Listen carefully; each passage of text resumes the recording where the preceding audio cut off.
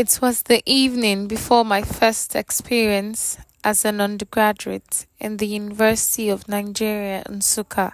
Having taken over 2 months to prepare, I took another nervous interest to double check that all was ready.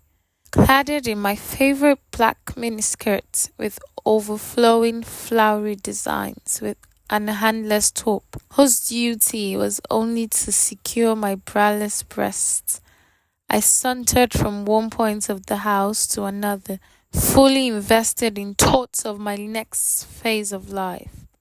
My mom opted that I stay in the school hostel for her to be sure of my safety, but I wanted to experience the true freedom that comes with staying off campus.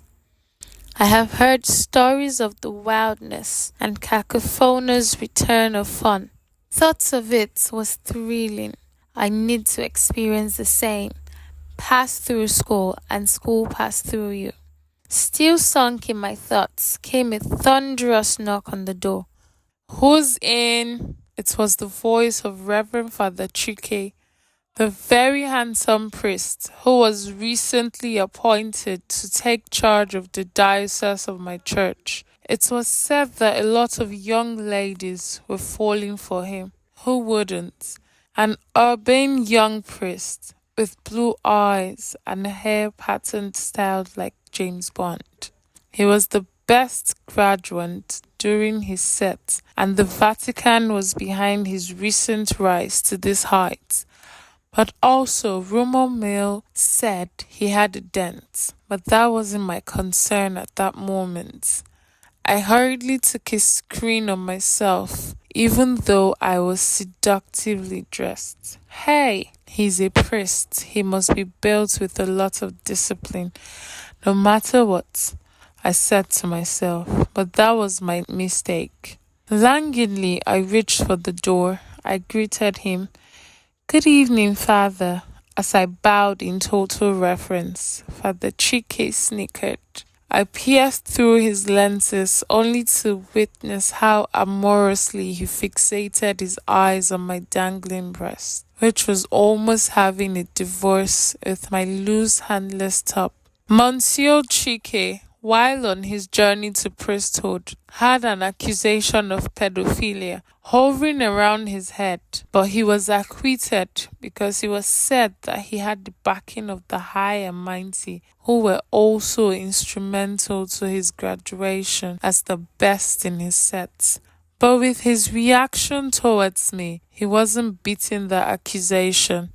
It was clear Father Chike had an uncontrollable sexual appetite for minors.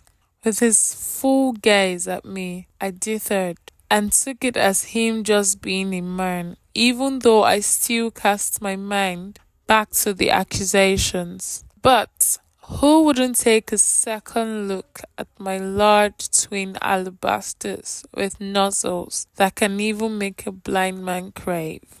Who? Your mom? He asked in slaughtering tone.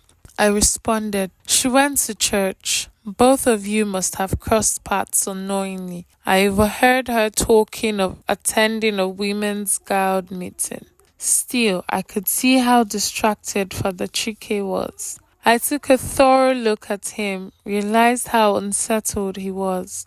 I was about taking my leave to the bedroom when I got a firm grip on my hands. Father Chike had lost it. He shushed me. I resisted rather weakly, an effort which was in contrast and gave a clear picture of what I wanted. Chike fondled my breast. He took turns to send electric waves at the various nerve endings of my jugs. I moaned ceaselessly, while I did little to discourage him. With a well-built masculine energy, Chike lifted me on top my mom's deep freezer. Like a pro, he flung already soaked panties to the abyss, while he reached to lock the door. I was a semi-virgin, having had sex twice with Emeka, who was my first ever boyfriend.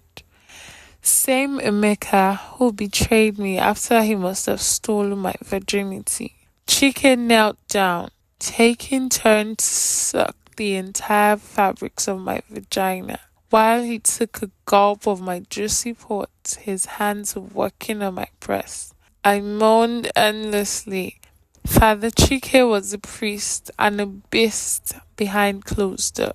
My pussy was already overflowing when Chike reached for his zippers and brought out his giant cock, the biggest genitals I've ever seen and you will ever see. At the sight of it, I dripped more, a feeling indescribable. As he brought his serpentine penis closer, I almost convulsed.